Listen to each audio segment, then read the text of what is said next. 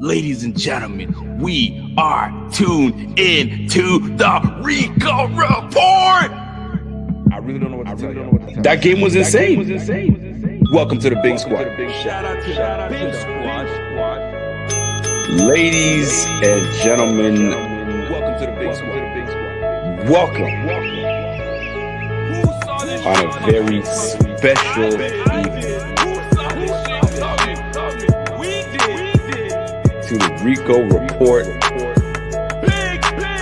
We are here. He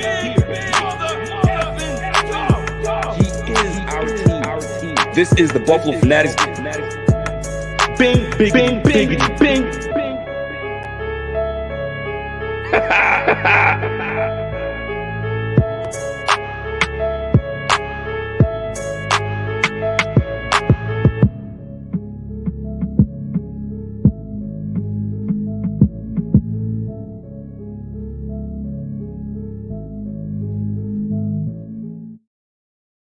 Ladies and gentlemen, it's your boy Rico back at it again on a Friday evening. Welcome. This is the Rico Report, and it's the Buffalo Fanatics. We've got ourselves a show tonight, folks. I've got guests. You guys already know that I always do my thing solo dolo. And let me adjust my seat a little bit because it's going to be a nice little show today. So we have a returning guest. We have a guest that you guys actually thoroughly enjoyed. Very knowledgeable on the game of football, and he is the creator of the RAS, the Relative Athletic Score. And you guys already know, man, you guys have been bumping that thing and pretty much pushing it on other Bills fans and saying, hey, look how athletic this guy is, and he should have some great success. So we've got some players in this draft class that we're going to ask the creator himself to shed some light and his thoughts on these very players. So without further ado, let me introduce my guy, Mr. Kent himself. Kent, how we doing today, my man? Fantastic, man. Glad to be back.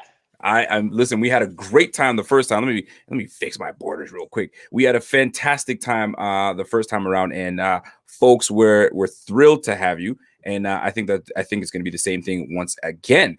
Folks, this is a special time for me because I'm going to be inviting another guest on with me, and this is a guest of mine that I've been on their show quite a few times. It's the Unsportsmanlike Convo. These are my hometown city boys, and I'm gonna jump in there and introduce my guy Brock from the Unsportsmanlike Convo. Brock, what's going on, man? Not much, man. Thanks for having me. Listen, man, on your side. It's about time. I'm excited, man. So normally we usually have Brock and Pep, my guy Pep, but Pep, I'm sure he's going to be joining us very shortly. So, gentlemen, welcome to the show. Before we do get into our topics, I got to give a shout out to the Bing Squad. Bing Squad, what's going on, everybody? Let's go. What's happening? Gentlemen, I apologize if you hear the bell. It's because I'm excited, and it's also because, folks, there's going to be some hot takes tonight, and I'm excited for it. So before we get into it, Brock, I want you to introduce folks to who you are, and I want people to get familiar with the Unsportsmanlike Convo because you guys touch from everything from hockey to football to all sports and everything under the sun. So go ahead. I'm going to give you the floor. Hey, appreciate it. So I'm co-host of the Unsportsmanlike Convo. I'm obviously the guy who shows up on time because Pep is nowhere to be found. That being said, we're an internet radio show that happens Tuesdays, 7 p.m. Live. We also have a podcast on any of your platforms. So we talk about anything, any sports. We usually the four major ones. So football, basketball, baseball, hockey. I'm a football guy. I play football all my life. Some people don't think the Canadian Football League is a professional league, but some people do anyway. So I had a stint there. Again, we're football lovers. I'm a huge college football fan. Pep is a big basketball fan. We all love baseball, and hockey is a Canadian thing. So you gotta follow it. Anyway, we talk about everything. So when we get the big Rico on, we're really football focused, and we bring him on for his Bills takes because he seems to be a fanatic. I absolutely love it. And you know what? This is the perfect time. I bring my guy Pep. Pep, what's happening, man? What's up? Sorry, guys. Couple of technical difficulties here, but we're good. Oh my goodness, I'm loving the hat and who do we got in the corner on the right hand corner there? This guy right here is Kent Platte. He is the creator of the Rousseau Report. So this is where you want to know if you're athletic at all. you go and put your results to the test, and you'll find out if you're trash or you're part of some high class. And in my thoughts, I believe I'm probably some trash because I've been out of the game long enough. Pep, explain to folks who you are, because Brock just came in and introduced himself. He didn't stunt hard enough to say that he was a professional ball player, but I'll do the stunting for you, Brock. But Pep, go ahead and jump in there, man. Oh, listen, man. I am I'm first and foremost a health and wellness professional, but I have a background in sports. I mean, I've been following sports since I was a kid. Every major league sport, complete fanatic. I have a basketball background in both as a collegiate career and coaching and reffing, actually, for a little while. Reffing was probably the hardest thing to do. So that's my background. And then, geez, I can't believe I'm saying this, Brock. A couple of years ago, Brock proposed that we started a podcast. I can't believe how time has just flown by. And, we took it, we ran with it. Brock's the mastermind behind any branding you see, the logos, even the swag that we rock. Sometimes it's all Brock, and I'm just not responsible for that Steeler jersey. I would just like to put out to all your fans, I'm not responsible for a Steeler jersey. Yeah, look at that. That's the bus right there, baby. There you have it. Well, ladies and gentlemen, we are going to have a fantastic show because we've got some topics that we're going to hit today. And one hot topic that is circulating around the league is one of the best quarterbacks in the game, and that's Aaron Rodgers, right? And everybody's got a stance on Aaron Rodgers, whether he's right or whether the organization is right. So where do you stand? Kent, I'm going to start with you. The way things are transpiring and things keep coming out, where do you stand on Rodgers and the organization? Is Rodgers in the right? Yeah, you hate to see it. I mentioned before I'm a Lions fan, so seeing some dysfunction at the Packers, who went cleanly from Brett Favre to Aaron Rodgers, you just hate to see when they got that kind of dysfunction going on. It's a little different because we have such a weird transition going on in the league right now, where a lot of younger guys are getting more and more attention from their ownership, from their coaching staff, from the general managers, where they're being brought into all these draft discussions, free agent discussions. They're sitting in on meetings with potential free agents and even sometimes with draft guys. That's something that's not common historically. That isn't something that a lot of franchises have done in the past. So some of this stuff where Rodgers feels like he should have had more input, that's totally legitimate. A lot of teams are giving that input right now. It's totally justified to want to have that. I feel like some of the stories that coming out just gotta be made up, right? They can't some of these things can't be true. They can't be. Absolutely. It just doesn't make any sense. And like Aaron Rodgers he's a pretty tough to gauge guy. Like he's not the nicest of people to people that he doesn't really respect. He's very outspoken about how he feels about things. And he also occasionally rocks a good mustache. So he's got that going for him. There's so much floating around that seems, otherworldly for how things have been going on, that it just has to be fiction.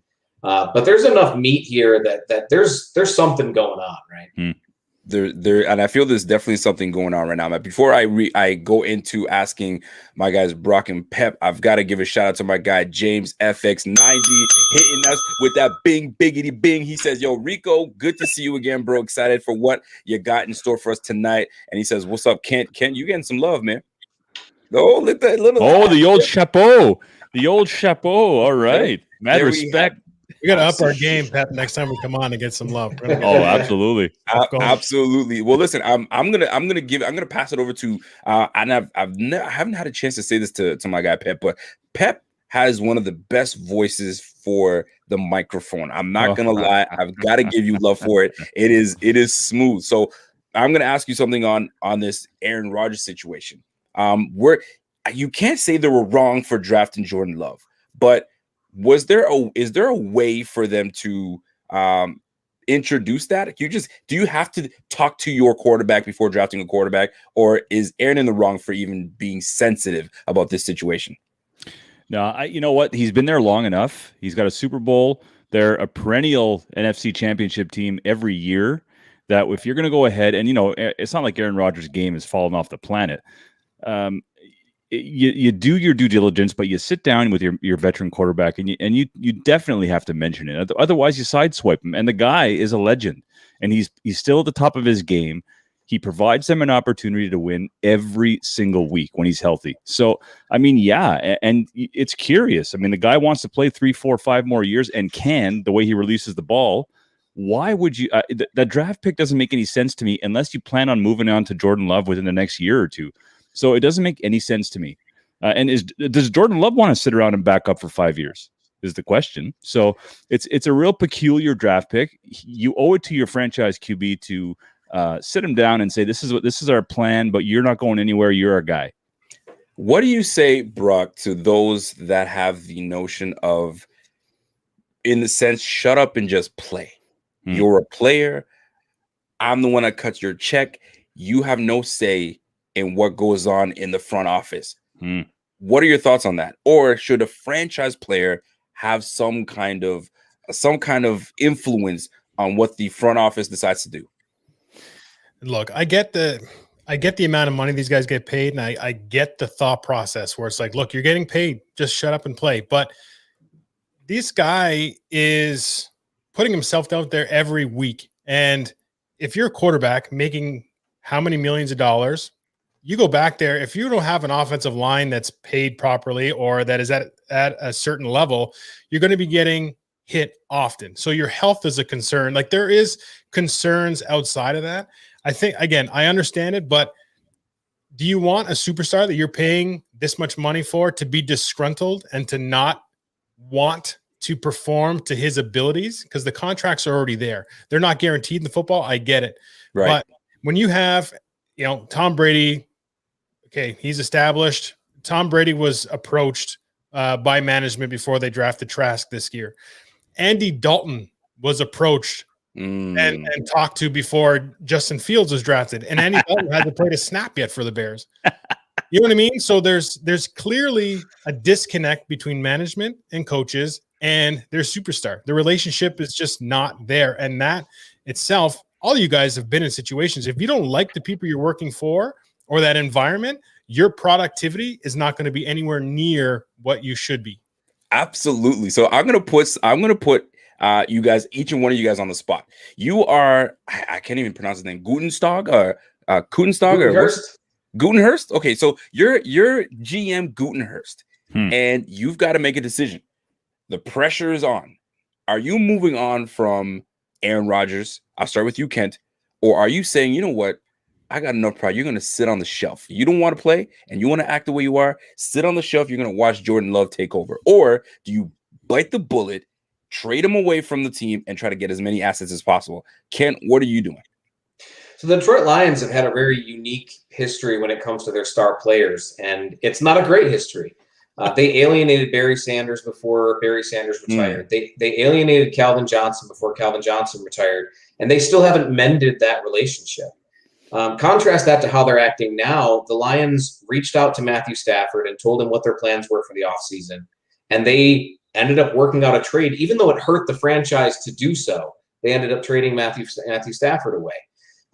That's a totally different mindset than from what we've seen in the past. And I got to tell you, from a team, from a fan perspective, having that line of communication open with your superstars is important. It's meaningful for the long-term health of a franchise.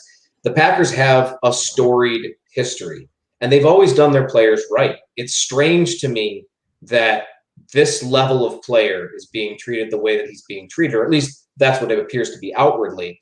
I feel like if they want to trade him, then they need to have that conversation with him.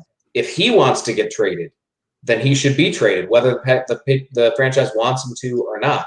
They've clearly made some steps in that direction already by drafting Love, but regardless of what they end up doing, it needs to be a two-way communication between them and Aaron Rodgers, and it doesn't appear to be right now. Pep, does he don a Green Bay jersey this year or ever? Brock and I were just talking about that on our show on Tuesday. And I said 50-50. Now I'm not so sure. Now I'm leaning more towards like 20-80 gone.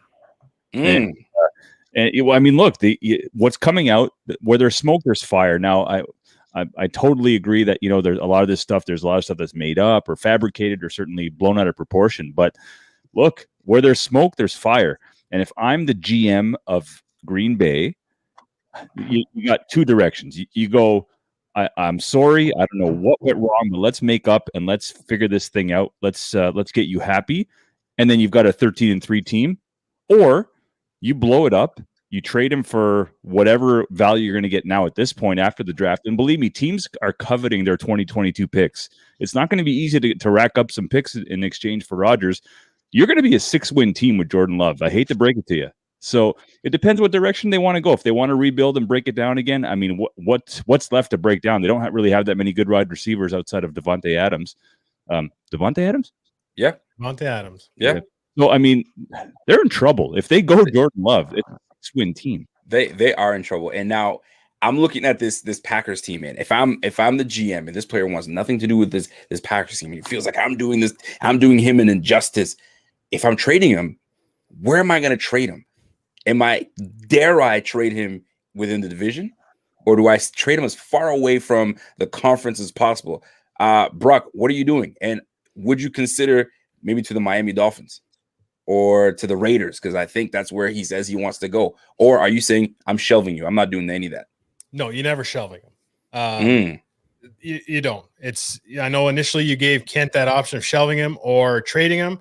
I'm more along the lines with Pep. I either go and apologize. Sorry, Mr. Rodgers. We're going to fix this. Okay. And for me, Mark Murphy was my AD at Colgate. So when I'm watching this guy run these issues, it's driving me nuts. I want to reach out and say, Mark, apologize to him, fix it, because this guy is your organization. He is not in the wrong for asking for some weapons, for some help. And you go and you trade up into the first round to take a quarterback that his rookie contract is going to be finished around the same time that your 2021 gives you a clear cut out. So your statement says you're not going to be able to play for us. Anyway, no, you don't trade him to just anybody. You trade him for the best value you get back. It doesn't matter if it's the Bears, if it's the Lions. You trade for the very best package you can get back, because you're already stating that you don't think he's going to last that much longer, and he's almost out. So the hell with it. You take as many. You get the Herschel Walker of Aaron Rodgers trades. That's what you do. Doesn't matter where it comes from. Not a bad deal. Whether he remains on the Packers or not, it's going to shuffle the league up. Then it got me thinking, if you were to join the Miami Dolphins, what a roster that would be. Then it got me thinking some more. Rosters around the NFL. There are some really good rosters out there. There's some challenging rosters, and some rosters that you're not competing for another 2 to 3 years, right? What are your top 3 rosters in the league right now? I'll start with one of them. The Browns have a fantastic roster. I think they had a great draft. I can't even deny the draft. Free agency, bringing in Clowney. You're gonna get a healthy OBJ back. So there's gonna be some good things happening with these Browns. Kent, top three rosters in the league. What are your thoughts? I'm glad you brought up the Browns, because they're to me clearly a top 3 roster in the league. And who would have thought that, right? 5 years ago, who would have been like, the Browns are going to be a top 3 roster in the NFL? But they clearly are to me. They're one of the best teams overall in how they're structured and how they're built. They have playmakers at each level of the defense. They've got playmakers all over their offense. They've got a lot of really strong core pieces in place, and a lot of youth. There's a lot of youth on that roster, and a lot of athleticism. It's really nice to see a team get built up in that way that's had such a hard time in their past. So for me, that hits a chord, because I'm still waiting for that. I bet you are. The Buccaneers they brought back everybody from their Super Bowl team. So it's kind of hard to leave them off any list when you're talking about the top rosters. And then the third team, that's where it gets really dicey, because there's a lot of really good rosters on around the league. I didn't want to come out and seem like I was kissing up or anything, but the Bills are up there. They've got to be at least a top 5. I don't know that I would put them in the top 3, but they've got to be a top 5 roster pretty easily, I think, in the league. You mentioned the Dolphins. They've got to be up there. Really, really good team. It's hard for me to find a 2. So I think I'll go with the Dolphins for some of the reasons that you mentioned. I really like what they're building there. Right. And then, of course, I mentioned the Browns. So that would be my top 3 in whichever order: Buccaneers, Dolphins, Browns. I like it. And those are. You see, you went You went with the Bills as the top 5. You like the Dolphins, you like the Browns. The AFC is loaded. Loaded. The AFC is loaded. Pep, I'm going to go to you, and I better not hear you say the Steelers is one of the best rosters in the league, because it's not. So what are your top 3? Well, I have KC number 1. Why? Okay. You asked me this 2 weeks ago. I wouldn't even have them in the top 5, but they went ahead and they traded for Orlando Brown Jr., who's a monster. They picked up Joe Tooney, so they've replaced 2 guys on the left side.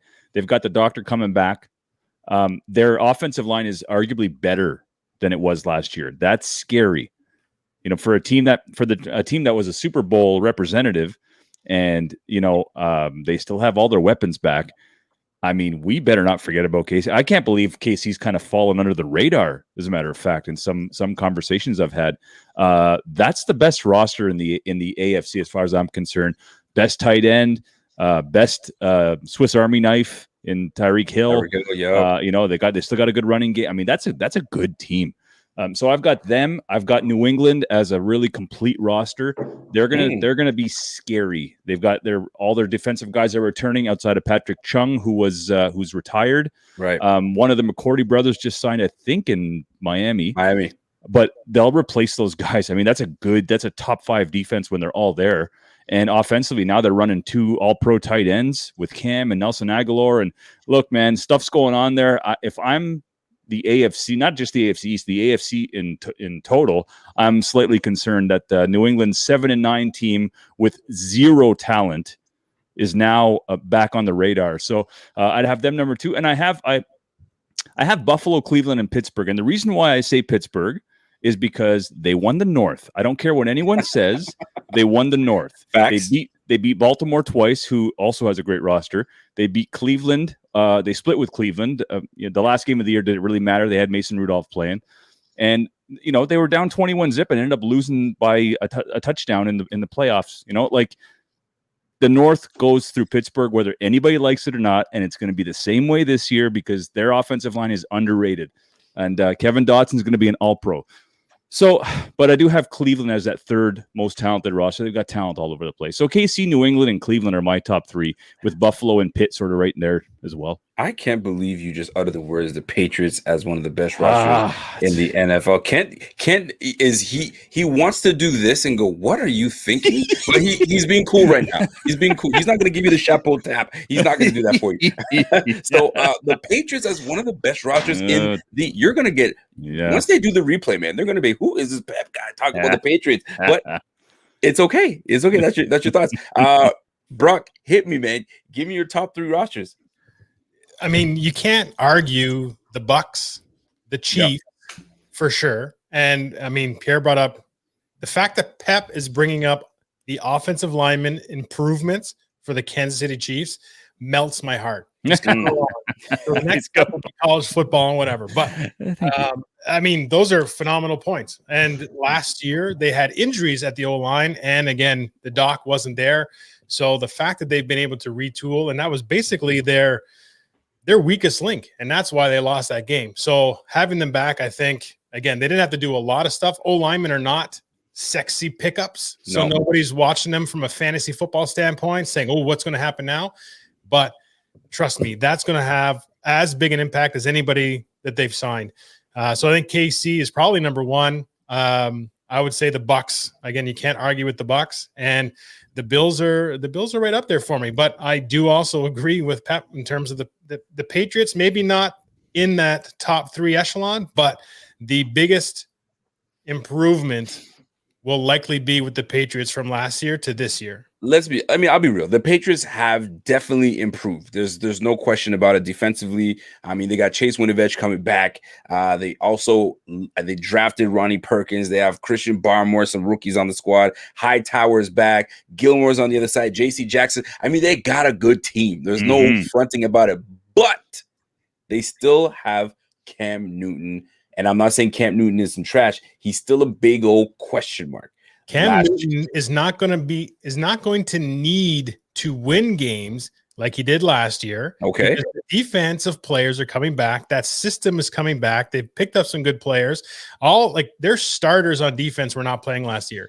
If their defense is playing to the Belichick level, Cam Newton is just going to have to not lose the game. They may be winning a lot more tighter games, but he's not going to have that pressure.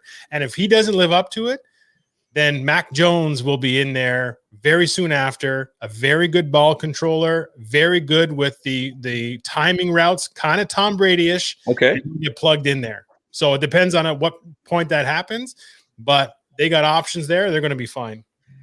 Very interesting that you guys are really on these Patriots, because at the end of the day, you've relegated Cam Newton to a game manager. And if you've relegated to a game manager, they don't have a run game for them to be a game managing type team. So defense may be great, but you got to put points on the board. And when you're going up against the Bills that were the number 2 offense in the game, it's going to be difficult for you to try to stick around. I mean, shoot, you guys just dug your own grave with this Patriots love. And you know what? I'm gonna come back and visit you guys with that as well. So now I'm gonna kind of bring this over to the Bills right now. So the draft is over with. Kent has been a busy individual with this draft, pre-draft, post-draft. He's had time to kind of relax, but not really, because it almost begins again, because now people are starting to ask questions and so on and so forth. So I'll be one of the individuals asking questions. The draft class that has just been concluded with the Bills. Kent, I want to know your thoughts on that, because looking at our draft class, we drafted Greg Rousseau with the first pick, with our first pick. Then we doubled up with our guy Carlos Boogie Basham. So with those 2 picks first, I want to know your thoughts on those 2, and I want you to tie in the RAS score with those 2 individuals. Yeah, I like both of those guys, and we actually looked at the same position last year when they had AJ Epinesa. Yes. And they picked similar type of players, bigger guys who are athletic for their size, not all-world athletes. I'm excluding Basham because he just is an all-world athlete.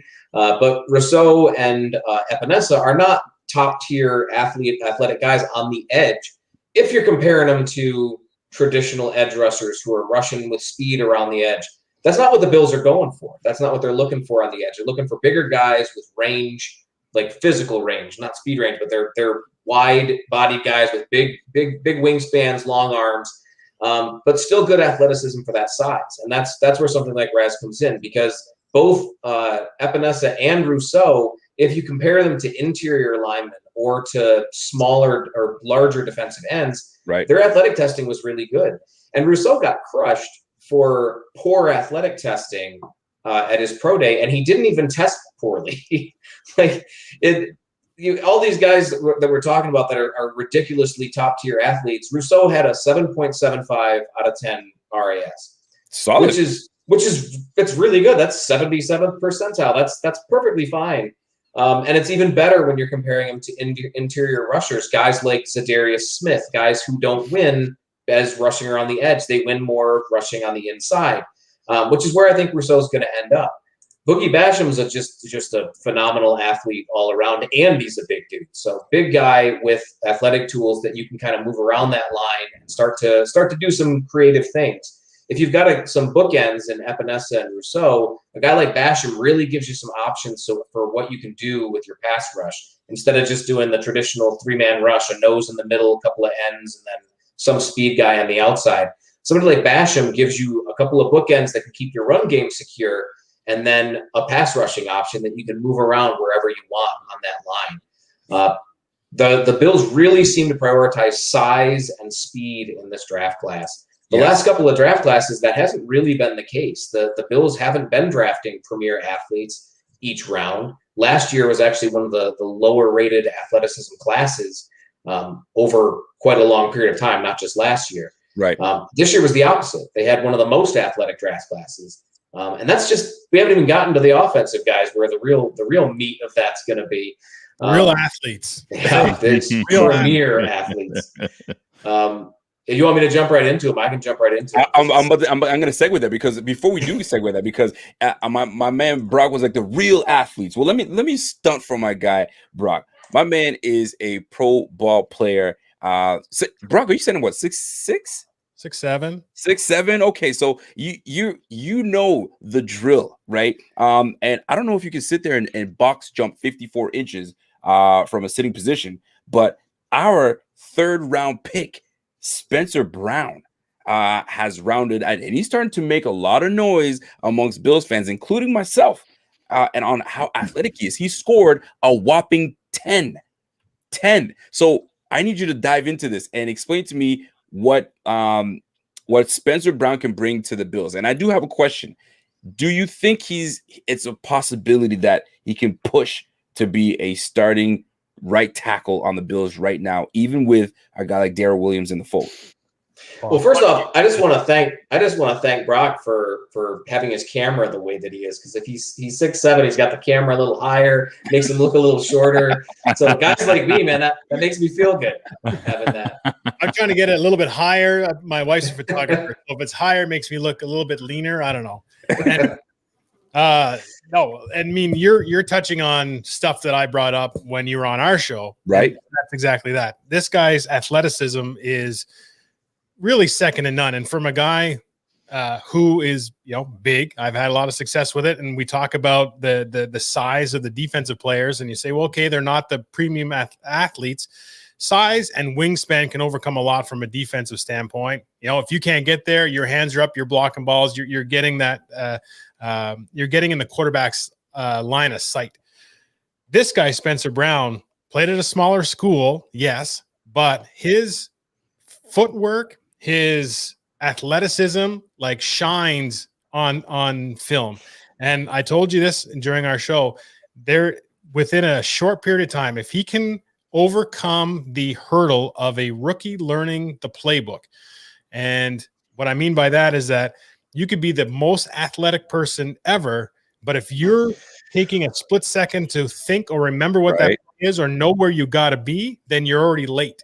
So if he can overcome that and just let his athleticism show and his length and his strength, he will be in the starting lineup very quickly for the Bills this year. Kent, jump in there, because his RAS score. You kind of know about this player. So is that a possibility, or should we pump our brakes?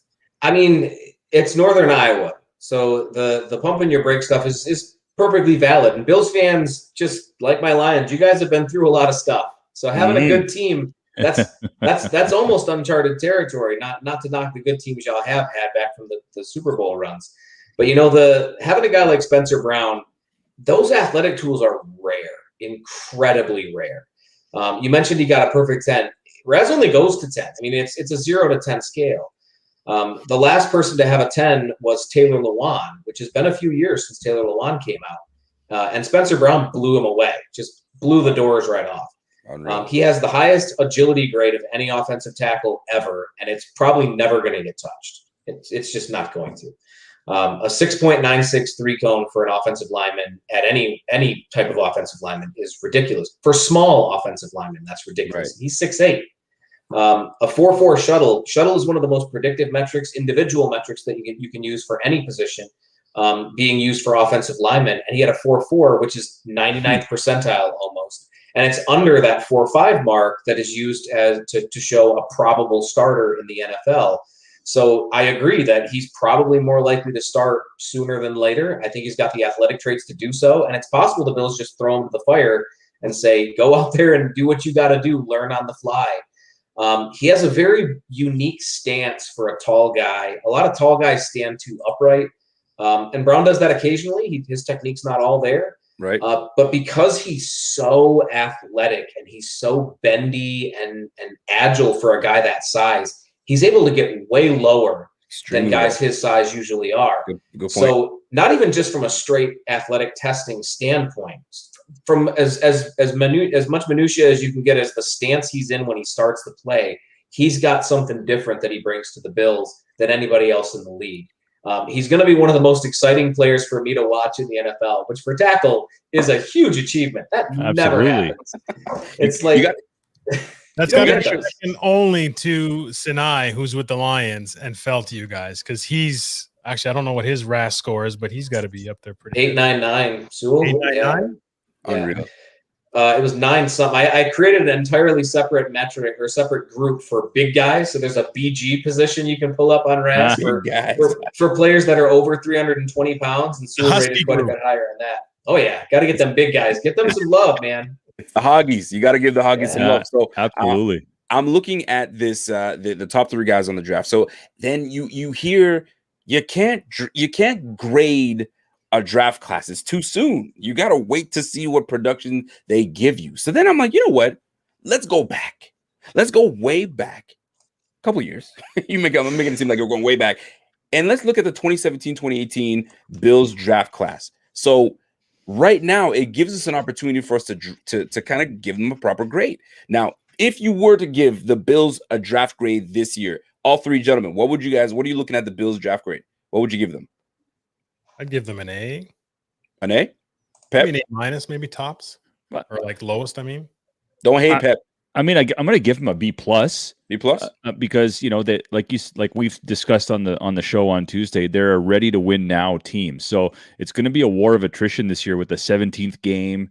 And we see it all the time as playoffs approach. It's who's the healthiest going into the playoffs that has the best advantage. Now you throw in a guy like Brown, who might play like a Zach Banner, might come in on jumbo packages and play without having to sit one of the linemen. He'll come in there and play, the jumbo tight end or whatever, and maybe that sparks their running game a bit more. There's possibilities for McDermott when you've got guys on the team and you've got more depth. So I'm going to give them a B+. Fair.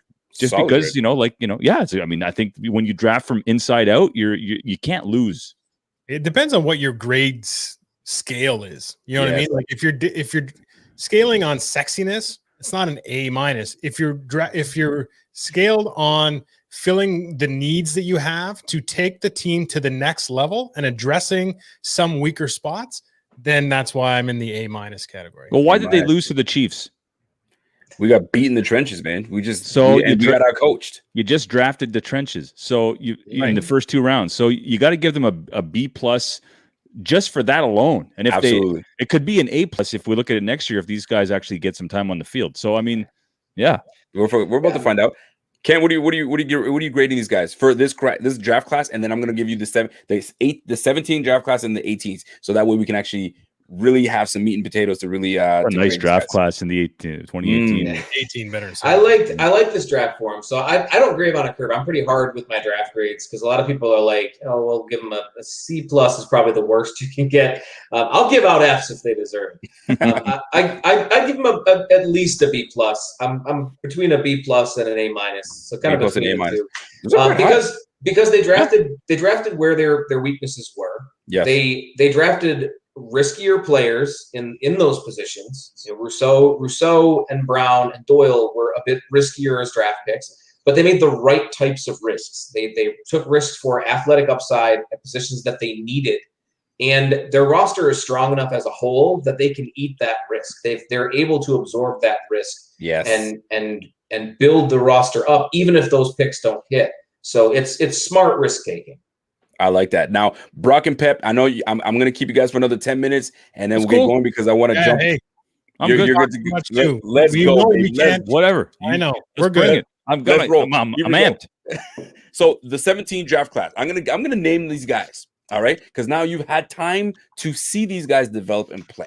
So we're looking at the 17 draft class. Someone will say that this was Doug Whaley's draft class. I don't want to hear anything about McDermott, but some people say, you know what, hey, Doug Whaley got fired right after. So you know what? That's all McDermott. So that is always up for debate. However, what we can't debate is who got drafted. So looking at the 17 draft class, we've got Tre'Davious White, number 1. He was chosen at the 27th pick. Then we went down to Zay Jones. Zay Jones being another one. Dion Dawkins being another one. Matt Milano being in that draft class. That draft class is looking pretty fire. And then in the fifth. Listen, we got him in the 5th. And then we narrow it down to Nate Peterman in the 5th, right? That's my guy, Nate Peterman. People want to hate on Nate Peterman, but I still got love for Nate Peterman, even though he wasn't very good. But and last but not least, Tanner Vallejo. So if you're looking at that draft class and you're grading them, because now they say, hey, you got to give these guys 3 to 4 years before we can try to grade them. What do you grade that draft class? I'll start with Kent. I mean, Tre'Davious White was a pretty dang good pick. You can't really go wrong with Trey White. He didn't have the most athletic upside of the cornerbacks in that class, but he was middle of the pack, wasn't he? Yeah, 6.46 out of 10. That's okay, but that's not. I mean, cornerback's one of those positions that you really want those elite athletes.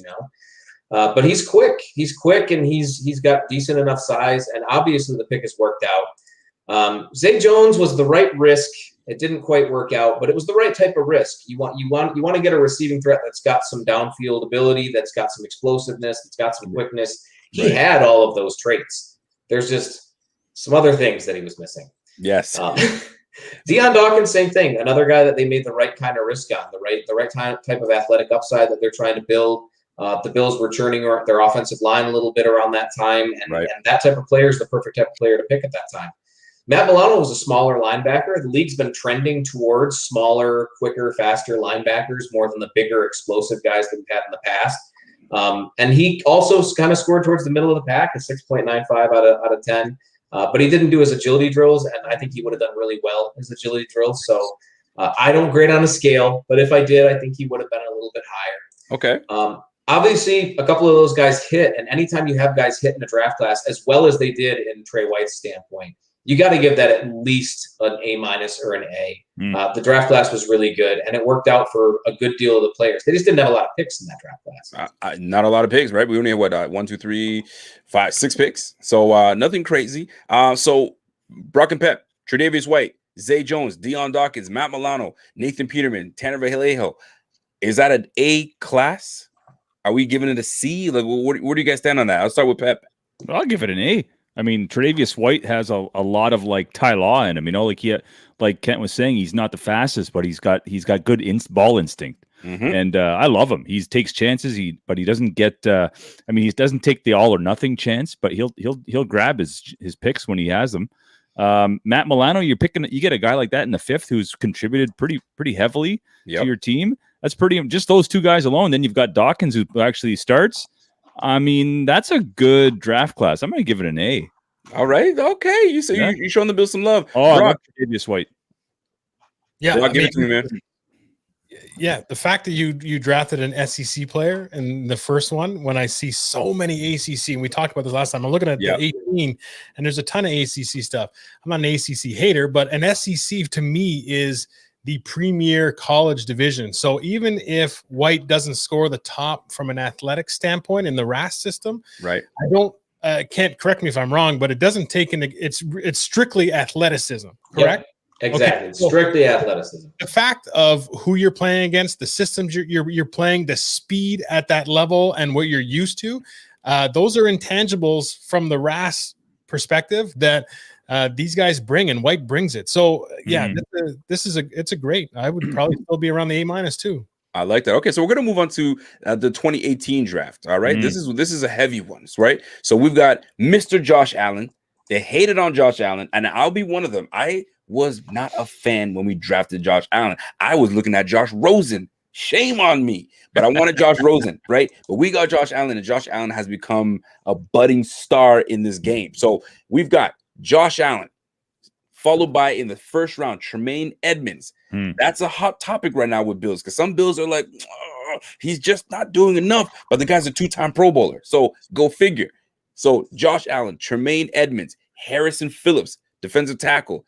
Then we went with Teron Johnson, Saron Neal, Wyatt Teller, which is one of the best guards in the game to this day. We drafted him and then traded him away. Ray McLeod, and Austin Proehl. So the big names are Josh Allen, Tremaine Edmonds, Harrison Phillips, Teron Johnson, Saron Neal, Wyatt Teller. Is that a better draft class than 17? Kent?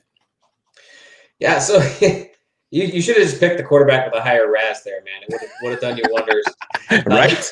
RAS is not the most predictive metric when it comes to. Actually, I think it technically is a predictive metric for quarterbacks. It's just I don't put as much stock in it, even though the numbers tell me to. Right. But obviously the talent was there from a physical standpoint, and hitting on any quarterback immediately makes it some kind of A. Right. The rest of the picks can completely fall off the map, and it's still an A draft class if you hit on your quarterback. You're done. So you got it. You got the A easily. The fact they hit on multiple players in the draft class is enough to put it as an A+. The Wyatt Teller thing, man, I don't know why all that went down the way that it did, but I mean, they didn't pick him. He counts in their draft class. He counts on a draft guy. It's crazy because some people are looking at it like, golly, how did we get rid of this man? But you know what? That fifth round draft pick that we got back for him is what's got us to where we are right now because we picked up some great players to go along with it. Pep, if you're looking at Josh Allen and Tremaine Edmonds, that alone, does that make you? Because I mean, these two boys just got their fifth-year options picked up. Does that alone, those two guys alone make this an A+? Yeah, A draft. Yep. A+, 100%. You've got your franchise quarterback for the next decade. Tremaine Edmonds is a tackling machine. You know, it may not be flashy to play inside linebacker anymore in the NFL, but he's there. He can actually stay with tight ends. I'm a big fan of Tremaine Edmonds. And look, the Steelers didn't pick up Terrell Edmonds' 50-year option. And they picked him in the first round. Which is actually not a good prospect for us next year because we don't really have somebody in the wings waiting to come in and start at safety. But Tremaine Evans has been excellent. Josh Allen is, for me, a top 5 quarterback in the NFL right now because he can do it all. He can throw the deep ball. He's accurate enough. He can scramble. He can read defenses, and he's a budding star. I know Brock certainly criticized him a little bit at the beginning of last year, but he kind of fell in love with him as he started to make progress and make the reads down the field. So if we can convert Brock into a Josh Allen fan, which I think he's almost there. He's almost there. He's almost there. He's on the brink. Yeah, it's a brink for sure. So for this one, I'm at about a B+ for this drafting because of it just being a little bit too early for me to give the A category. I generally would agree with Kent where he's saying if you get a quarterback that is your guy in a draft, the rest of the picks don't matter because that's such an important position. So if he happens to be that guy, which everybody seems to think he is, if we see some continued improvement, because I see a lot of holes in his game and I see where he can take it to the next level, for me, it's a B+. And until we see some more, that could change. So I will ask you this because right now, Josh was in the conversation for MVP just this past season. Is he a front runner for MVP this season? Brock, because you were at the beginning a Josh Allen hater, but now you're almost a Bills lover now because I know I'm trying to bring you back onto the wagon. I'm bringing you, and I think if you show more love to Josh Allen, we might be able to pull you back in. Is he a front runner for MVP this coming year? Anybody who was in the conversation last year will generally be brought up into the conversation this year. I also think that guys like Josh Allen can have real successful years in the situations, and then defenses will adjust accordingly. Mm-hmm. Right. So I think this year is going to be really telling. That's why I only gave it a B+ this year. But if we did this show same time next year, I could be calling you A+ right now, right? Based on Josh Allen. I'll be on a Josh Allen jersey wearing. Like there's a possibility there that it takes that next level. But this is a year for me from a Josh Allen observational standpoint is what's going to happen. And we're going to see the real Josh Allen this year, given the defenses have chance to sort of see where his strengths are, see where his weaknesses, and they're going to put him in this positions to emphasize his weaknesses. So can he overcome those? Is he going to work through them? And then we're going to go from there. But I think this year is huge for him. I'm going to agree with you because I don't think anybody anticipated that him having 4,500 yards passing, 35 plus TDs. I mean, it was uncanny. We didn't see something like this happening with him. So looking at that draft class, Baker Mayfield, Sam Darnold, Josh Allen, Lamar Jackson, has Josh Rosen. I forgot about him. Has Josh Allen emerged? So the NFL. Josh Rosen. has Josh Allen emerged as the best quarterback of that draft class? Pep, what do you think? Oh, well, if you gave me a choice of those guys right now, yeah. I mean, he does everything. Over Baker Mayfield? Over Baker, absolutely over Baker Mayfield. He's bigger, he's taller, he scrambles. Baker's pretty quick on his feet, but I'm going to go with Josh Allen. Like I say, he's got good size. They need to establish a run game, though. I know it sounds so cliche, and it's like, of course they have to establish a run. No, but they do. If they want this guy to last 5 years, they have to establish a run game.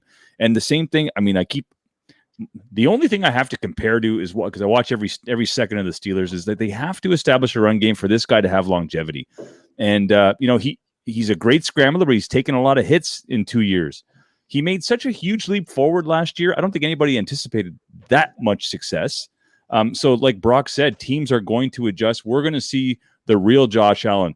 That being said, they got all the horses back, Cole Beasley and Diggs.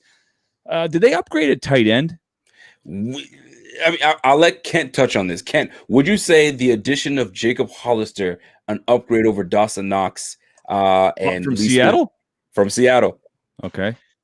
So I don't know. I mean, those guys are pretty much the same type of bird here. You're talking about a guy that has all the athletic talent in the world. They've just got to put it together. So I don't think it's an upgrade. I like Dawson Knox. I think he's got a lot of upside there that he just needs to click. And Hollister's kind of the same type of dude. So I can't say they upgraded so much as they added another guy who could also hit. Yep. So this is playing the right math. I keep saying about taking the right types of risks. That's what the Bills are doing here. I would have liked to have seen them pick up a guy like Jared Cook, a veteran with size who can block, who's got good hands. Just another weapon down the field, in the middle of the field.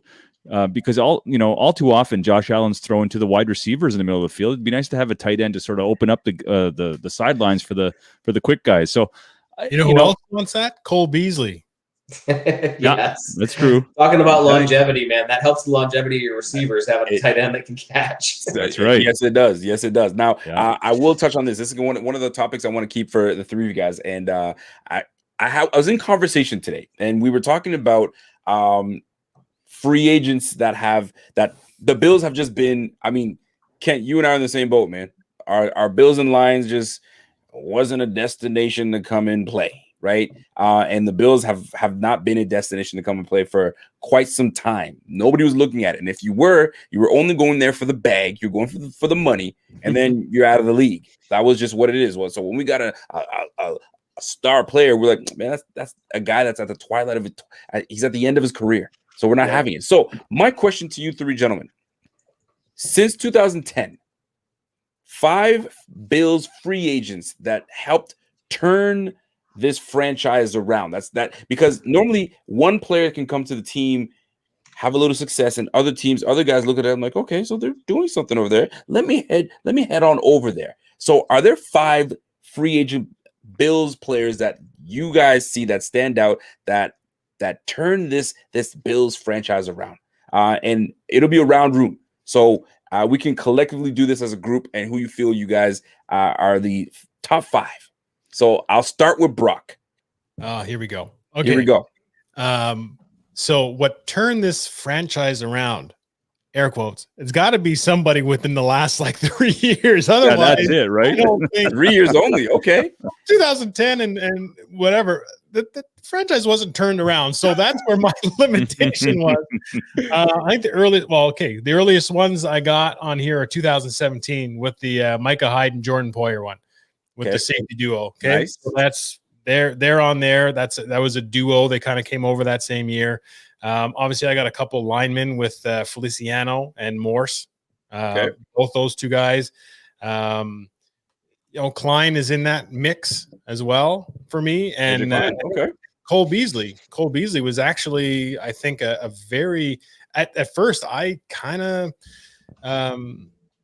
I don't know. I'm politically correct way of saying it. I shat on it. I was not looking forward to seeing Beasley in a Bills uniform, thinking he could do much.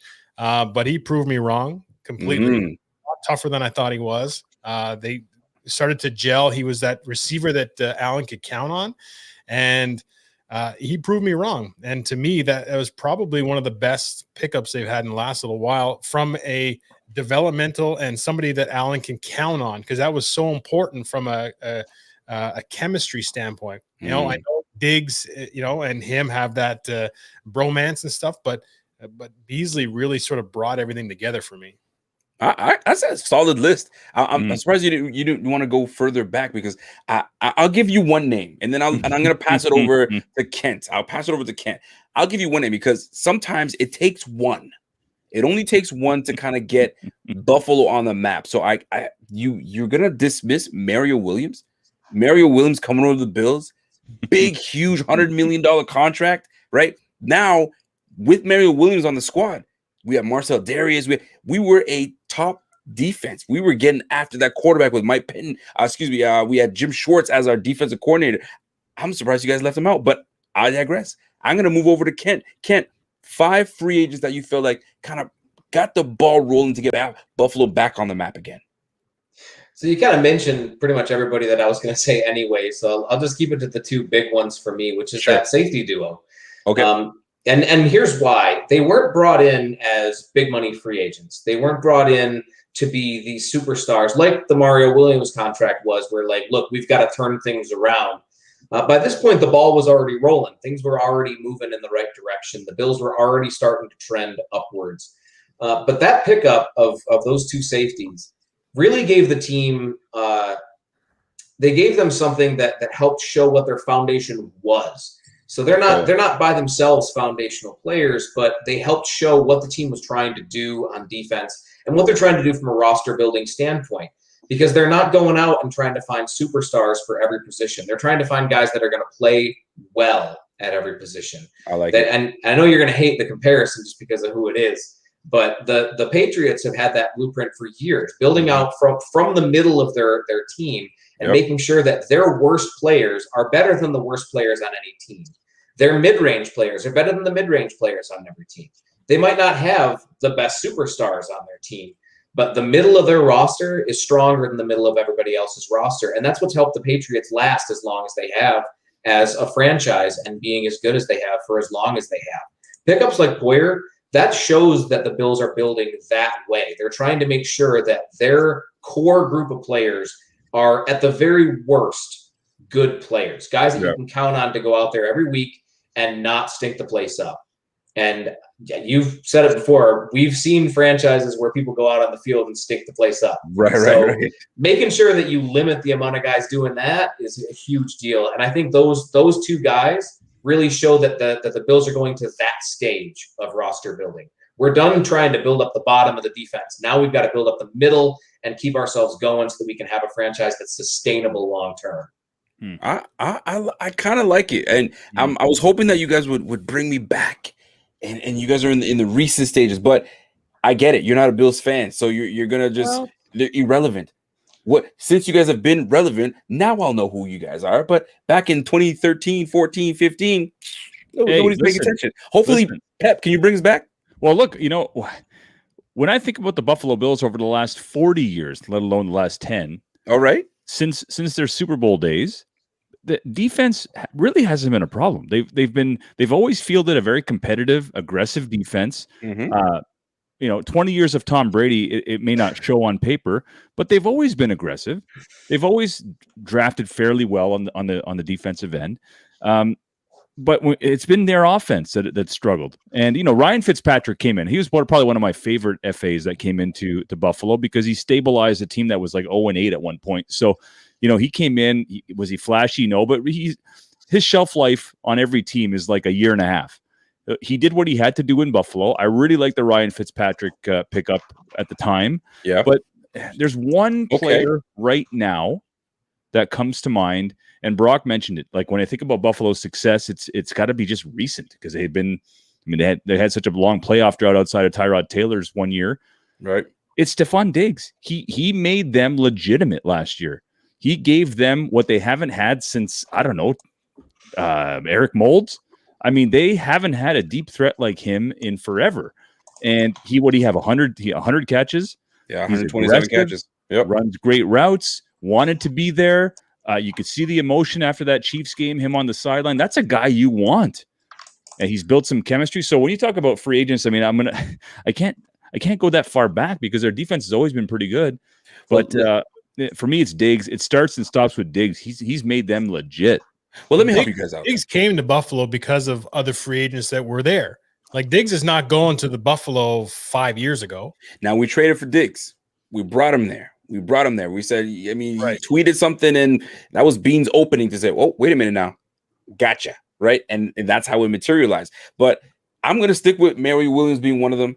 I know this is at the end of this individual's career, but it started to kind of bring some noise.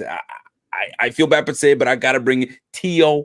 When T.O. had his stint in Buffalo, he put some numbers up with Trent Edwards as quarterback, right? Yeah. And then you start bringing in, then you got your Jordan Poyer that came in, but LaShawn McCoy, although it was a free agent, we traded for him, but LaShawn McCoy kind of got the ball rolling, right? Oh, LaShawn's over there?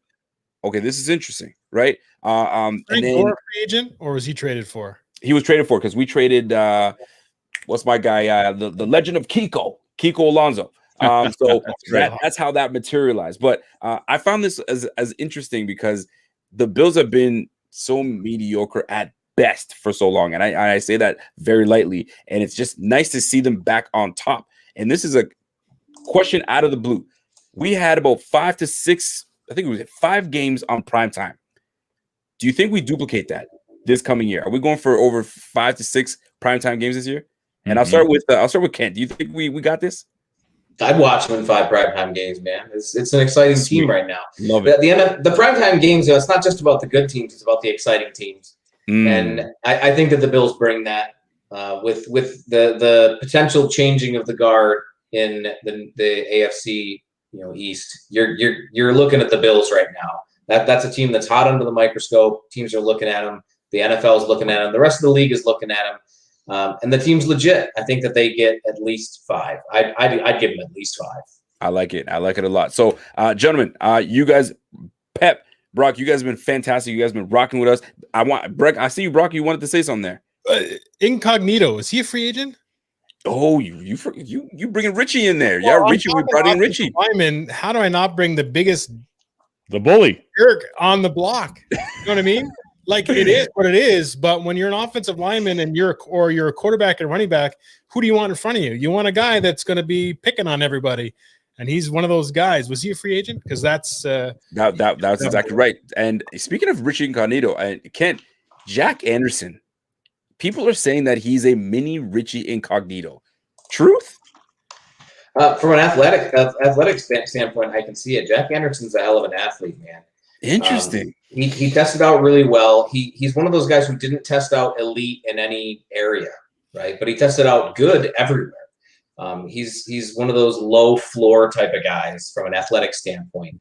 I know he had a lot of fans in our draft room when we were going through the draft for Pro Football Network. We had a lot of people that were like, why is Jack Anderson still on the board? Right. And he lasted as long as he did, and the Bills swiped in and grabbed him. So I'm hopeful for him. I don't know what his path to playing time is going to look like, but I mean, it's not a bad profile to work from. I will tell you this: the guard play. We've got Cody Forward. We've got John Feliciano. We've just picked up. We re-signed Ike Butker. So it's not like we've got world beaters at guard. So anything is possible. Anything is possible. So last little bit for Pep and my guy Brock. Gentlemen, thank you guys for coming on. First and foremost, where can people find you guys? Because I think you guys are fantastic. You guys touch on everything and anything under the sun, especially when it comes to all things sports. So where can they find you? Where can they add you? Is what social media platforms? This is your chance to let people know, guys. Be my guest, B. Well, we're on Instagram at Unsportsmanlike Convo. So it's like Unsportsmanlike Conduct, but it's Convo. Obviously, our podcast is on any platform you can find normal podcasts. We actually go live Tuesday nights at 7:00. Right now, we do it through our Facebook group page. So Brock and Pep's Unsportsmanlike Convo on Facebook.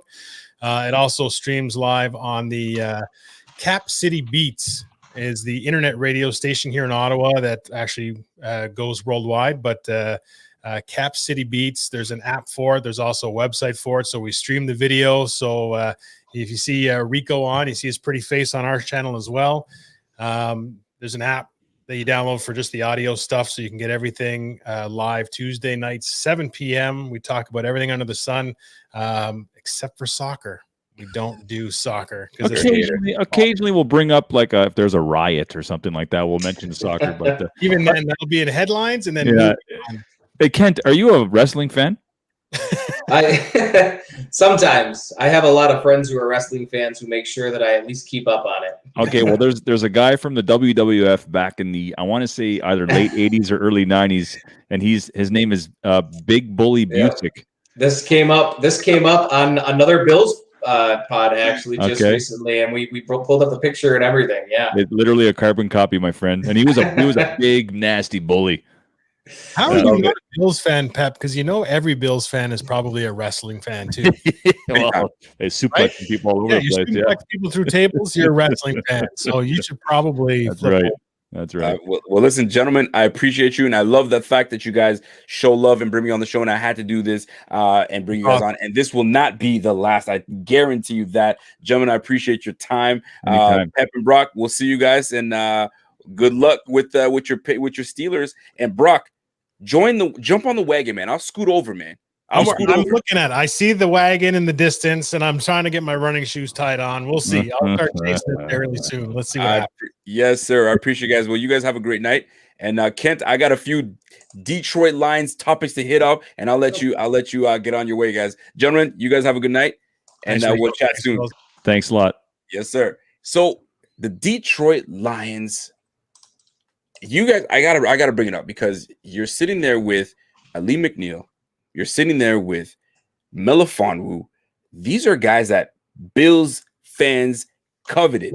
We wanted, and your Detroit Lions came out and scooped them. What in the heck? How did you guys manage? You guys put together a great draft. Yeah, it was a lot of fun covering the draft, man, because I'm covering the picks, and it's so much work in between picks that people don't really see, right? People see the cards when I post them, but I'm also updating the Pro Football Network mock draft simulator so that we can cleanly move over to the next round. Everybody can start picking the next round and then jump over to 2022 when it happens. So I'm doing a lot of work in between those picks, but that didn't stop me from celebrating. I literally jumped off from the work I was doing to go celebrate with my Lions buddies over at Pride of Detroit when Ali McNeil got picked. I had to, because I could not believe that he was there and the Lions got him. And it was made even better because the Eagles wanted him, and then they had to pick somebody else, and they looked all sad. And it was just totally worth it. It made it so much better. I will tell you, man, when I look at your draft, I'm looking at the draft right now. So you guys Penei Sewell. I've never seen such a jovial war room. The war room was lit. You guys were jumping up and elbowing and what? Listen, tell me what Penei Sewell is going to do for Blaine. I was about to say Blaine Gabbert. Jared Goff. Not a big difference. Stop it. Not a big difference. So, what is he going to do for you guys? Well, he's going to immediately start at right tackle. And I mentioned this before the draft to all my Lions buddies that, even with Taylor Decker, who's a fantastic left tackle, even with him there, I think that Sewell's going to take over at left tackle before the end of year one. He's just that good. And Decker has a little bit of positional versatility. I think he's probably going to end up switching sides. And Sewell's for sure going to be the left tackle of the future, right? Facts. He's going to be that guy. He starts right away, correct? Oh, yeah, absolutely. Right now, the other guy that they have is Tyrell Crosby, who's a good tackle. Tyrell Crosby's been good for the Lions. He's just been kind of middle of the road, and they want to have something else. They want to have more of the middle of the road. So getting him out there puts bookends at both sides. They've got Taylor Decker, who probably should have been a Pro Bowler last year. There's a lot of really good tackles last year, so I see why he wasn't. But he played at that level. He was good enough to be in that conversation. They're going to have another guy on the other side who's going to be just as good or better. And I love that they've got that because they're going to need it with Jared Goff there. He's just not the kind of guy that can maneuver around a pocket. So making sure he has a clean pocket is important. They drafted DeAndre Swift last year. They signed Williams this year for their running back room. So they're going to have a running attack. That's going to be what they're going through is their run game. And being able to have tackles on both sides, that's a huge deal because last year it was mostly just to the left where they found success. They didn't find as much success running to the right due to injuries on the offensive line. They had to keep rotating guys at guard and tackle and moving guys around. So they weren't as successful running to the right. Being able to run to both sides is a big deal because defenses can't just overload, right? They can't overload one side. They can't put their strong run defenders on just the one side and know that you're not going to be able to run there now. It opens up a lot of opportunities.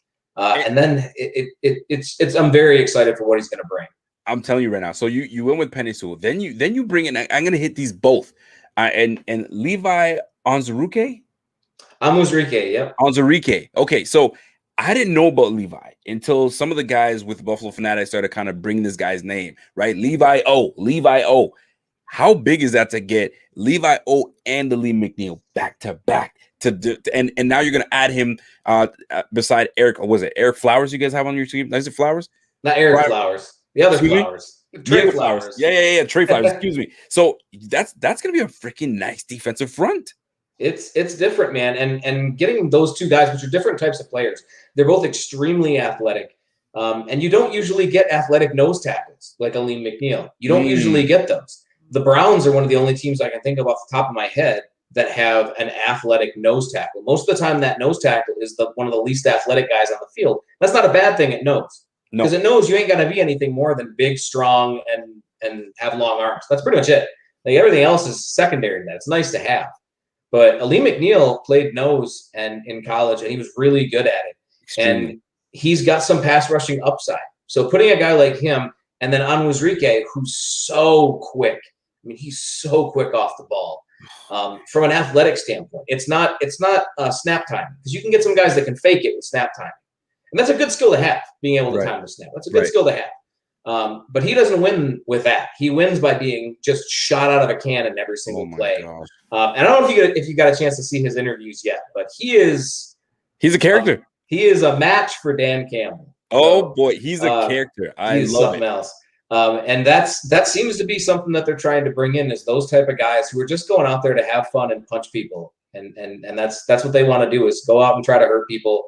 And all of those guys are like that. I'm so excited to watch those guys. And then you mentioned Melifonwu, man. Ifeatu Melifonwu was one of my favorite players. He was a top 50 player for me. I had him 36th on my board, and they got him in the 4th or 5th. When did they get the 3rd round? I forget now. But great player. Love him. And they don't even really need another boundary corner. They've got Jeff Okudah on one side, and Amani Oruwariye. We were joking around that the Lions have more syllables than any team in the NFL right now because of all the big names that they picked up. But Melifonwu is going to jump in, and he'll probably play very early.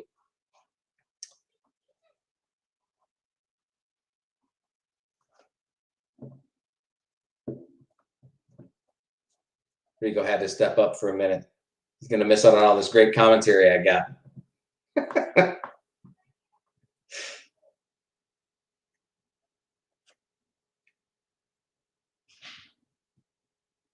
I can't hear you, man.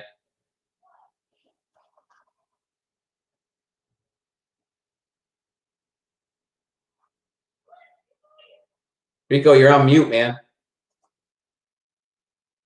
You're on mute.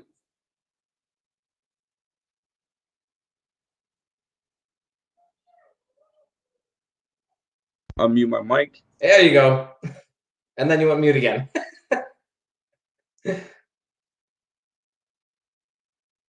Having some technical difficulties.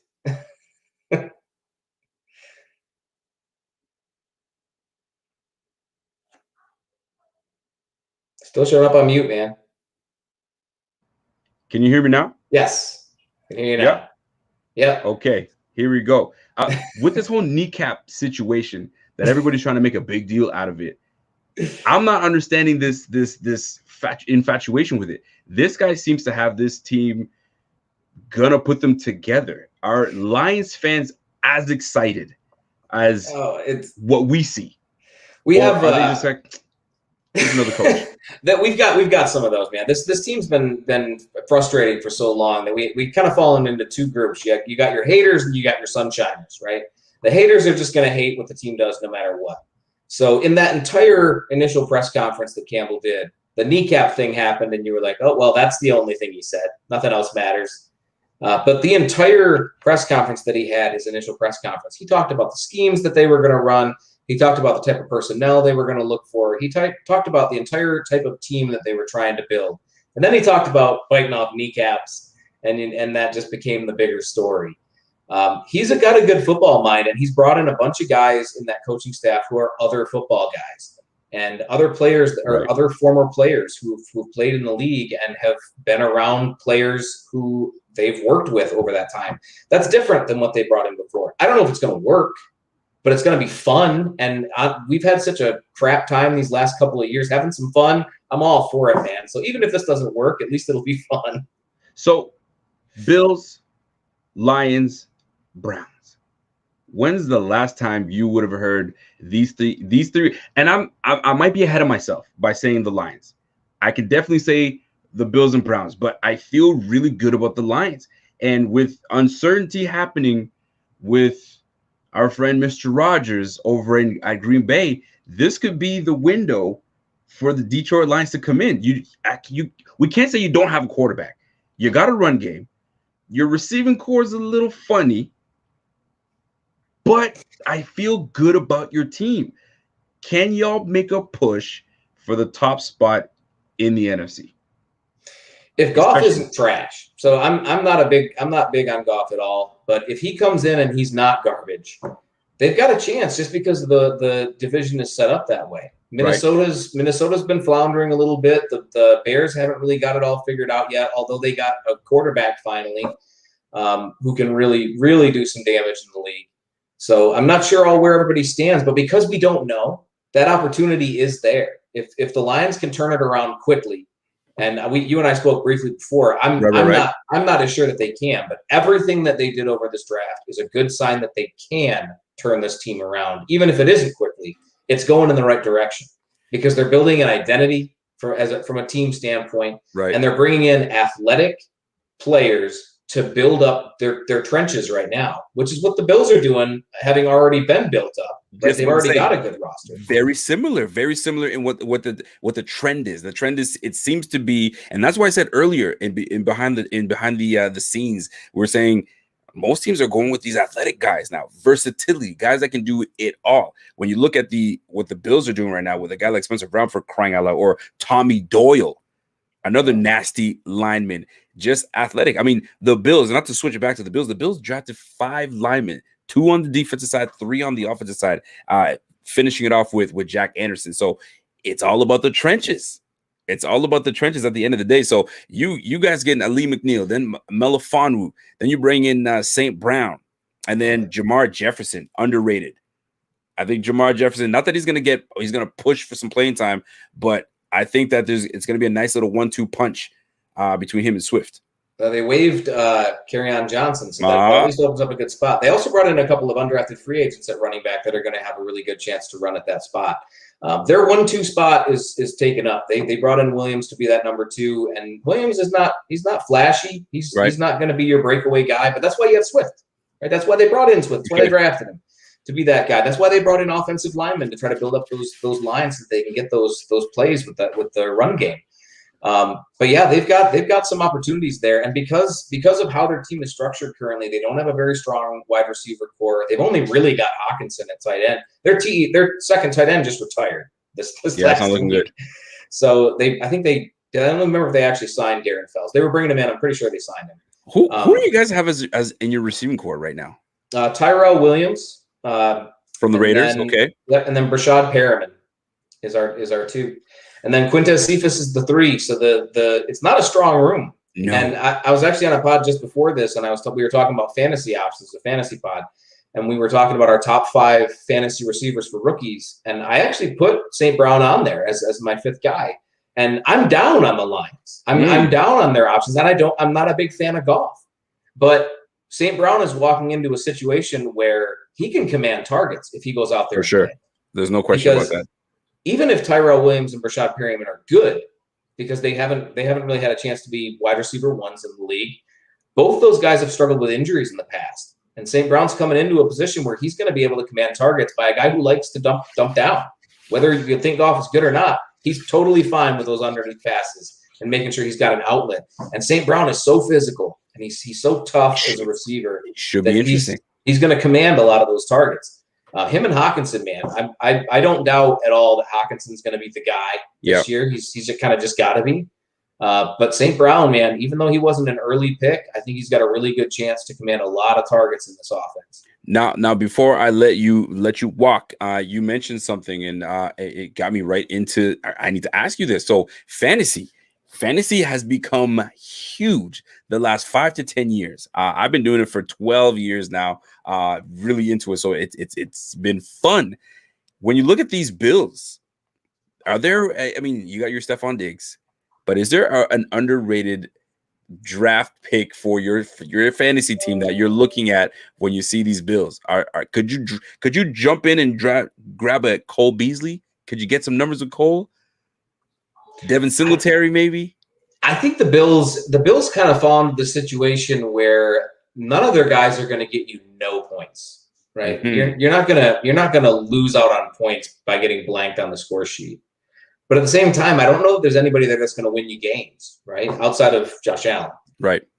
There isn't really anybody there from the running back room that screams, "I'm a number one guy and I'm going to run over everybody." Right. But that's not why they were drafted either. The Bills were very methodical about how they addressed their running back situation, making sure that they had guys who filled specific roles in an offense, and that works. You can build an offense that way. It isn't flashy, it's not sexy, but it's fine. From a fantasy perspective, a lot of people don't like that. It's not a big thing for fantasy guys. Are you a Lions homer when it comes to draft and fantasy? Do you fill your team up with 3 to 4 Lions on your team, or are you like, I don't touch anything on Lions? No, the running back room has always been running back by committee for the Lions. So yep. we draft an early running back. So I don't know if anybody's seen me joke about it. I do frequently about the Lions drafting a running back. I've already done so for 2022. They're drafting a running back in the first 2 rounds. Right. And I say that because they've done that every other year for like 14 years now. And the only time they didn't do it, it's because they spent big free agent money on Reggie Bush that year. Oh, that's right. So the one time they didn't draft somebody high, they spent a bunch of free agent money on it. So it's a running joke that the Lions spend heavily. But even with that, they've never had a guy hit and become a fantasy option, because in that entire period, through 3 different GMs and several different head coaches, it's always running back by committee. I don't think this is running back by committee this year. It sounds like Swift is going to be the guy, and Williams is going to be the guy that spells him. So I might be wrong, but I don't think so. So this year I might draft Swift. I might be totally fine drafting Swift, and I'm cool with that. Quarterback, I always drafted Stafford just because he was good for points. I mean, it wasn't being a homer. It was a strategic option. Same thing with Hawkinson, especially now in PPR. I can never get into fantasy because I'm such a math guy and I'm so deep in everything. I spend way too much time on fantasy. Gotcha. I'm actually going to be integrating some fantasy stuff onto my site, so the rest is going to have some fantasy stuff integrated into it this year. It's one of the things I have on my docket. But for myself, I think I would lose way too much time trying to get into fantasy. Well, I'm going to tell you this, man. If you need to grab a Bills player this year for fantasy, if you happen to be the number 1 pick, don't even hesitate. Grab Josh Allen as soon as possible. I had Josh Allen last year. I think he was the number 3 fantasy player. This boy just puts points up. Now, we won't be in the same league, so I can tell you this. But anybody else that plays in the same league as me, I'm telling you right now, I'm going after Josh Allen. So you better grab him first. And there's a strategy. Some people go running back first. What's your strategy? You have a strategy when it comes to fantasy football, or you're just whatever the best BPA?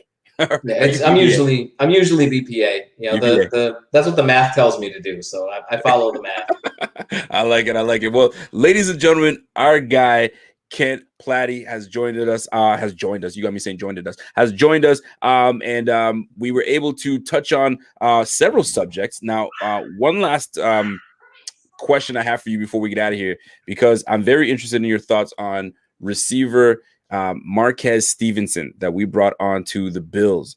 I see some good things, and we've been talking about who's going to round out our roster on the Bills, and Marquez Stevenson is a big-time return guy. And the question is, does he overtake the likes of Isaiah McKenzie?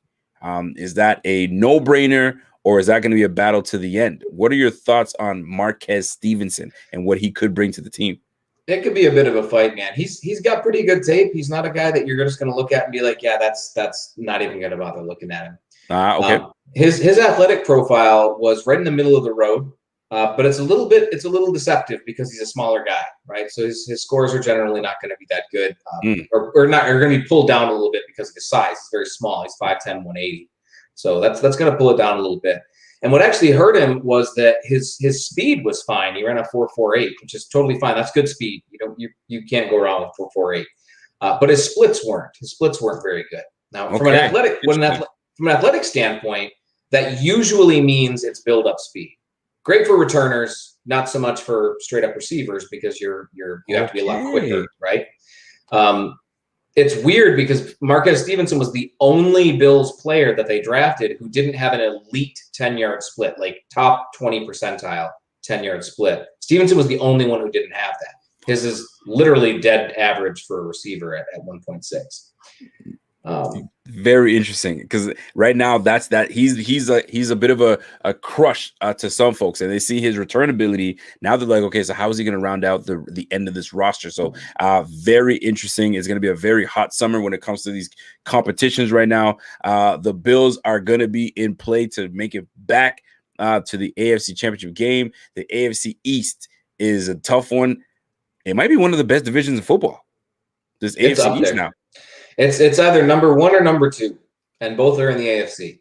So them and who would you say the other division that's one of the toughest? The North? AFC North, yeah. AFC North. It's just such a tough division, and there's always been at least 2 really good teams in the AFC North.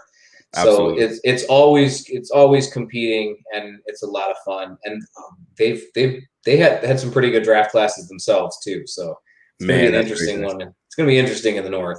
It definitely was. Well, listen, ladies and gentlemen, our guy Kent Platte has joined us and gave us some insight on some great stuff right now. So Lions look promising. I think another maybe year or two. I don't know what you guys are gonna do with Goff. Have some way you're in the rebuild, so hopefully by next year you're looking at your quarterback of the future. Who knows where it might be, or you might get yourself a free agent, or you never know. Maybe Rodgers ends up being your quarterback. You just never know these days. But thank you so much for joining us, my man. And we'll talk mid-season, hopefully, to see where these Bills stand. And hopefully by then, Spencer Brown might be starting. Who knows? Let's see. Who knows, man? Ladies and gentlemen, Kent Platte. Kent, have yourself a great evening, my man. And we'll catch up and we'll talk soon. You too. Have a good one. All right, my man. And there you have it, folks. That's my guy, Kent Platte. Gave us a little insight on some of our draft picks, man. So he's a big fan. He seems to like the likes of Spencer Brown, Tommy O'Doyle. You saw his face, and when I said Tommy Doyle, his face kind of lit up. So I'm looking forward to seeing what these Bills do, man. So, folks, man, let me tell you something, man. This season is going to be an interesting one because there's so many storylines. Number one, who is going to start at running back? A lot of folks think it's going to be Zach Moss. I'm in the camp that Zach Moss becomes RB1.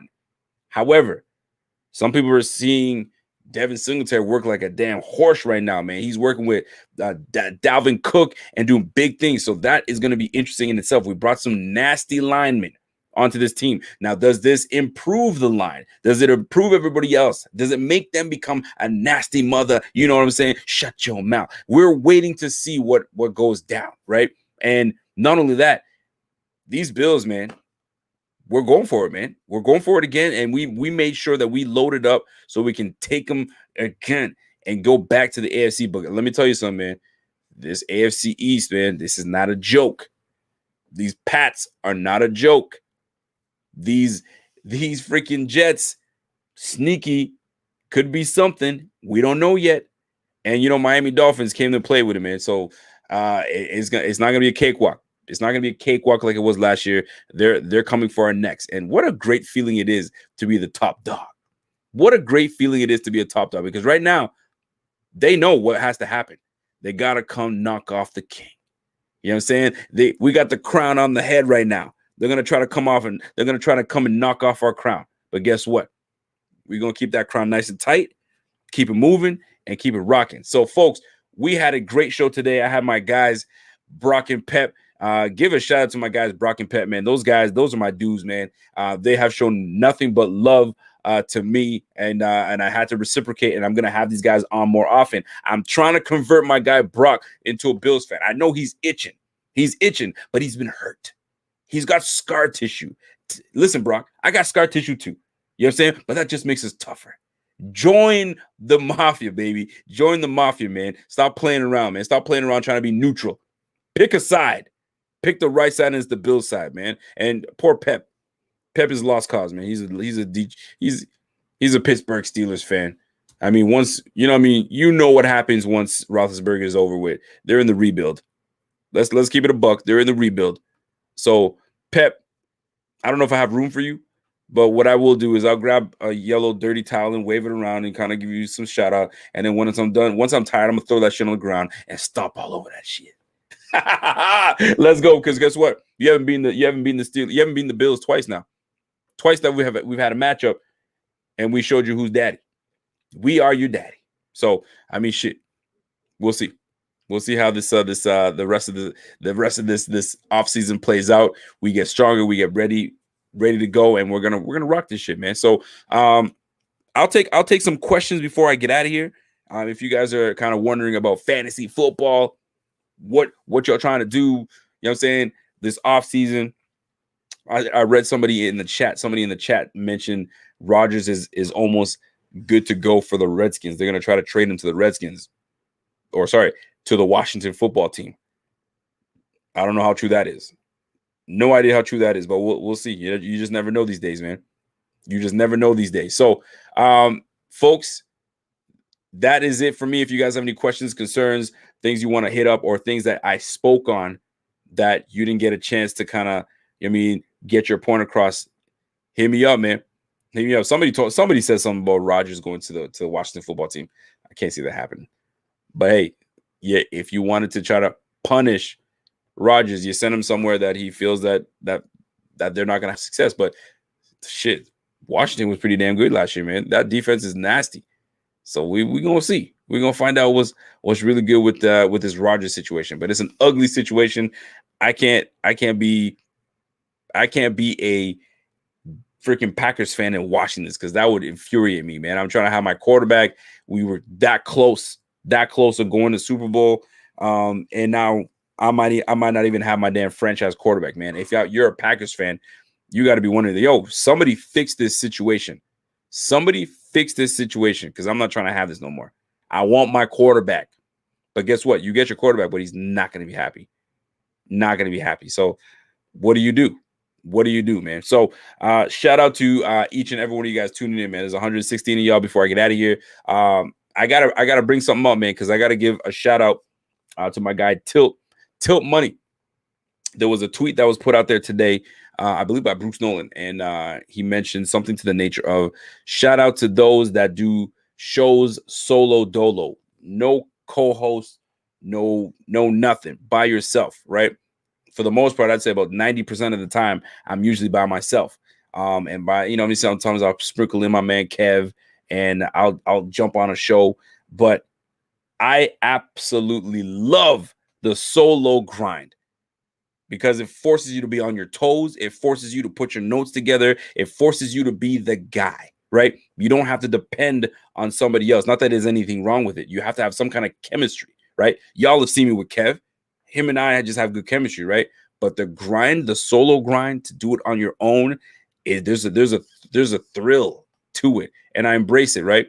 But for those that do that and do it on their own, man, salute to you, man, because it's not easy. You know what I'm saying? But we do what we got to do, man, because the fans, the people that support, they like that.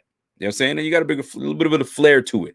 And that's what it is, man. So I appreciate those that have been tuning in and supporting your boy, because I do it solo, and I like it. And you guys keep me going by showing love and showing support. So much love and much appreciation to y'all. So that's it for me. That's my time, man. I hope y'all enjoyed the show. I have my guy Kent Platte came on, my boys Pep and Brock from the Unsportsmanlike Convo. Do me a favor, go ahead and find them on every social media platform, and they're actually really dope, man. And they talk on all sports, everything except for, he said my man Brock said no soccer. Shame on you, because soccer is a damn good game.